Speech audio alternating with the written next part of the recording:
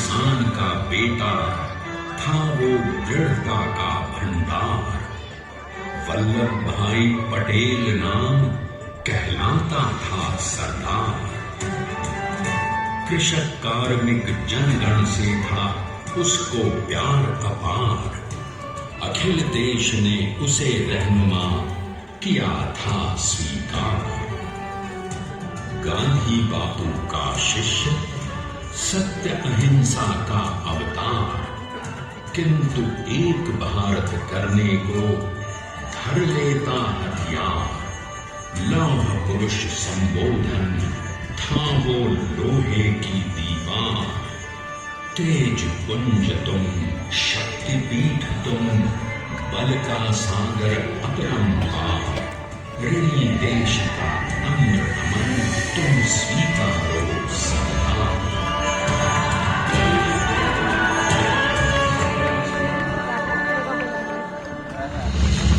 1857 में अंग्रेजों को ललकारने वाले पहले स्वतंत्रता संग्राम के एक सक्रिय सिपाही थे झवेर भाई पटेल।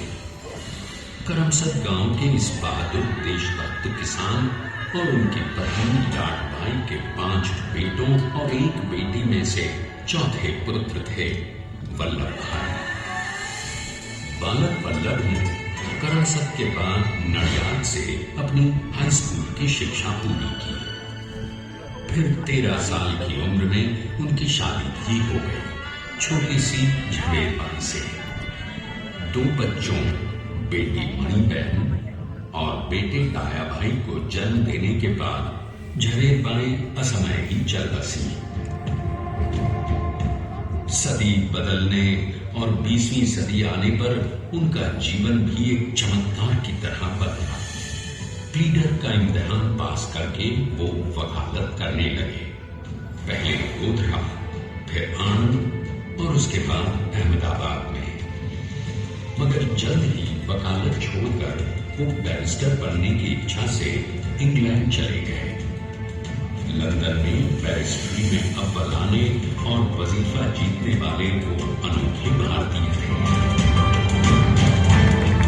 अब तो अहमदाबाद की वरिष्ठ अदालत में बैरिस्टर पटेल की जिरह और जीतों की धूम मच गई।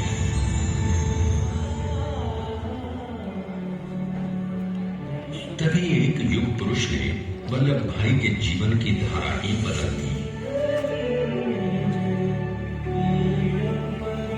दक्षिण अफ्रीका में सत्याग्रह के अहिंसक अस्त्र से गोरे शासकों को सबक सिखाकर भारत वापस आए बैरिस्टर मोहनदास करमचंद गांधी से मिलकर वल्लभ भाई ने अपने कुछ वर्षों से सीखे विदेशी व्यवहार और संस्कार हमेशा के लिए त्याग दिए और अब वो अपने खेड़ा के किसानों को हक दिलाने के लिए बापू के साथ आंदोलन में कूद पड़े। अब उनके पैरों में जूते नहीं, गांवों की धूल थी। हृदय में भारत भूमि की शस्यशाला धरती। मन में थे गांधी और मस्तिष्क में एक नए स्वतंत्र भारत का सपना।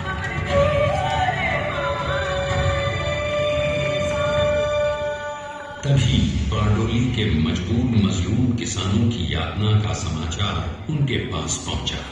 तुरंत वल्लभ भाई वहां पहुंचे और यूं शुरू हुआ भारत का सबसे बड़ा और सफल किसान आंदोलन बारडोली। वल्लभ भाई ने बारडोली के 87,000 किसानों को ऐसा अटल, अडिग, अचल मनोबल दिया कि अंग्रेजी सरकार हिल गई और 1 बरस के बाद उनका लगान माफ कर दिया गया। अब तो पूरे देश में लोग वल्लभ भाई के नाम की कस्में खाने लगे। स्वयं महात्मा गांधी ने कहा, अब वल्लभ भाई मेरे शिष्य या साथी नहीं, सारे देश के सरदार हैं और देश को मिल गया एक अनोखा असरदार सरदार।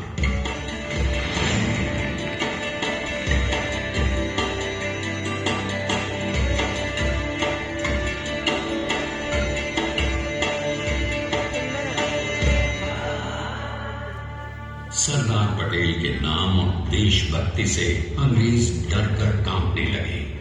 1930 के नमक सत्याग्रह और दांडी कूच में वो बापू से भी पहले गिरफ्तार किए गए। तो सन 1932 में फिर उन्हें बापू के साथ ही जेल में 2 सालों के लिए डाल दिया गया। मगर आजादी के दीवानों को, स्वतंत्रता के परवानों को कौन गिरफ्तार कर पाया है? जेल से छूटते ही सरदार को कांग्रेस के नए राष्ट्र अध्यक्ष पद पर चुना गया और उनकी सरपरस्ती में राष्ट्रवादी भारतीयों ने तमाम ब्रिटिश सूबों में जीत हासिल कर वहां अपनी स्थानिक सरकारें बनाई। किंतु सरदार का सपना केवल सरकार बनाना नहीं था। उनका स्वप्न तो था एक ऐसे नए भारत का जहां हर रंग, हर रूप, हर जात, मजहब, तबके का हिंदुस्तानी एक साथ मिलकर एक ऐसा नया भारत बना सके जहां पूर्ण स्वराज के साथ सारे समाज को गरीबी, अशिक्षा, छुआछूत से भी आजादी मिल जाए। इसकी पहली रणनीति थी भारत को अंग्रेजों की गुलामी से आजादी, ताकि भारत के लोगों की अपनी सरकार सबके साथ और सबके विकास के लिए काम कर सके। बापू की अगुवाई में अब देश ने अंग्रेजों को अंतिम चेतावनी दे दी, करेंगे या मरेंगे, क्विट इंडिया, अंग्रेजों भारत छोड़ो। बस फिर क्या था, संघर्ष की रणभेरी बजी। 3 सालों के लिए सरदार पटेल को भी सत्याग्रही नेताओं के साथ जेल में ठूंस दिया गया। 2 सालों के बाद अंग्रेजों को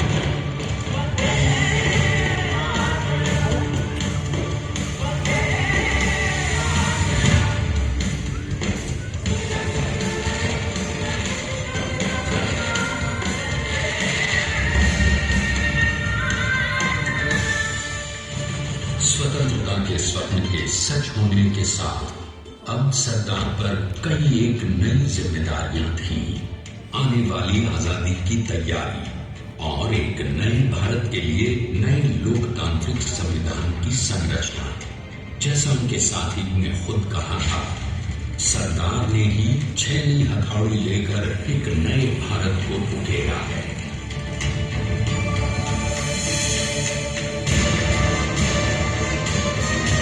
स्वाधीनता तो प्राप्त हुई, लेकिन खंडित भारत में भी उठते विभाजनवादी अंधकार को अभी दूर करना था। जब देश के खंड खंड होने का भय उत्पन्न होने लगा, तो सरदार ने निर्भय होकर खुद अपनी केंद्र सरकार और साथियों को भी चुनौती दे डाली और जम्मू कश्मीर को बचाने के लिए सारे देश का आकाश वायुयानों से भर गया।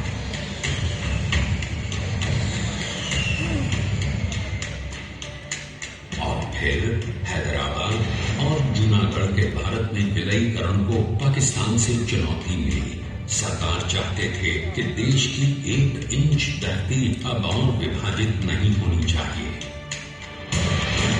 नए भारत को एक करने के लिए समझा बुझाकर, मनाकर 565 रियासतों को सरदार ने अपनी सूझबूझ, सदाशयता, संबल से एक नए स्वतंत्र भारत का अभिन्न अंग बना दिया। हमारे इतिहास में अखंड भारत के पुरुषार्थ का ये एक महानतम अध्याय है। जैसा उन्होंने स्वयं कहा था, हमें नए धागों को पुराने ताने बाने में ऐसे पिरोना है कि एक दूसरे में गुंथ जाए और बेहतरीन बनावट वाला एक नया भारत उभर कर सामने आ सके। अंततः अपने वज्र दृढ़ संकल्प से एक नया विराट विशाल एक भारत श्रेष्ठ भारत बनाकर दिखा ही दिया सरदार ने।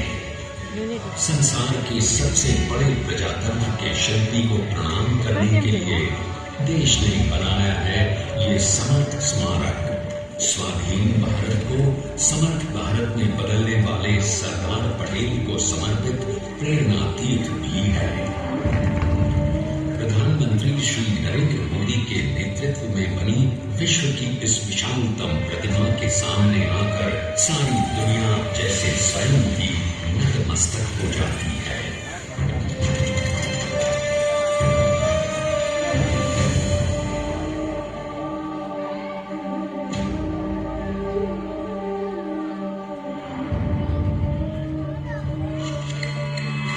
देश को बना गया वो अमिट अटल, हरा सका उसे न कोई शत्रु दल, चट्टान के समान सा पुरुष प्रबल, देश का सम्मान है, मेरे दोस्त देश का सम्मान है, मेरे दोस्त देश का सम्मान है, मेरे दोस्त देश का सम्मान है।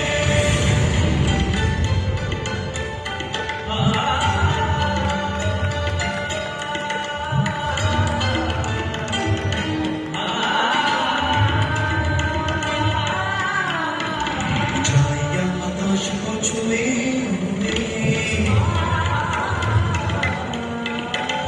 गहराइयां समुद्र की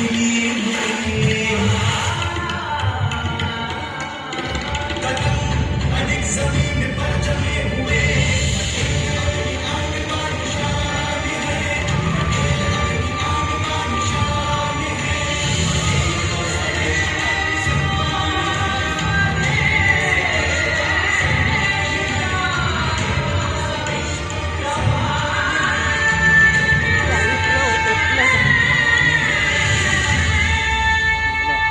आइए अब देखते हैं कि अपने लौह पुरुष को श्रद्धांजलि कैसे हुआ।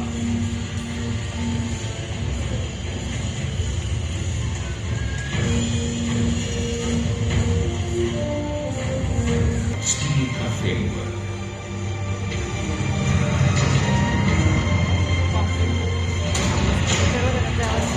इस फ्रेमिंग पर 6500 ब्रॉन्ज के पीसेस लगाए।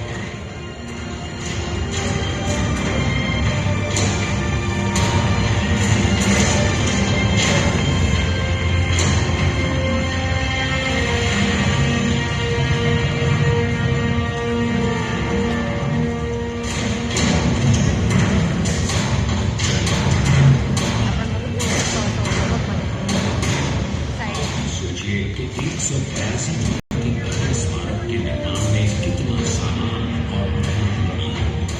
माल सामान, मजदूर, इंजीनियर्स और एक्सपर्ट्स थे भारतीय।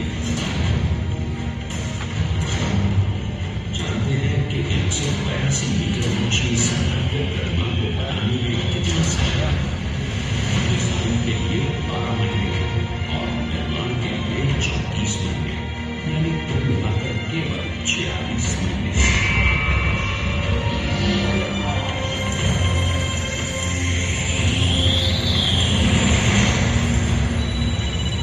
और इसी प्रतिमा जो सिर्फ आज ही नहीं बल्कि आने वाले न जाने 20 महीनों तक लगातार बिना रुके एक कर रहा है भारत की नई पहचान। स्टैच्यू ऑफ यूनिटी, विश्व की सबसे ऊंची प्रतिमा। सरकार ने अपनी गौर श्रेष्ठता का प्रतिबिंब है। एक पहल है इस अखंड भारत को श्रेष्ठ भारत बनाने के सपने को पूरा करने के लिए। एक पुकार है हम सबको एकजुट होने के लिए। एक आंदोलन है भारत को सबसे आगे ले जाने के लिए, श्रेष्ठ बनाने के लिए। आपके योगदान और विश्वास से ही बनेगा एक भारत श्रेष्ठ भारत।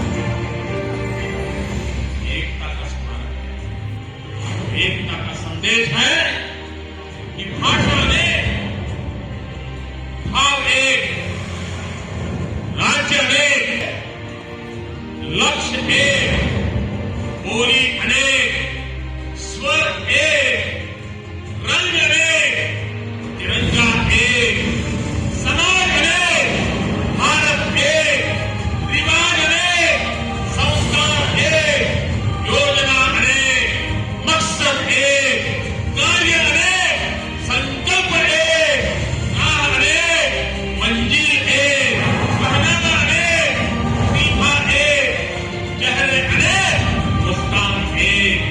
ये एकता का संदेश लेकर के हम चले। और भाइयों बहनों, ये भारत की विशेषता है, विविधता में एकता। यही भारत की विशेषता है।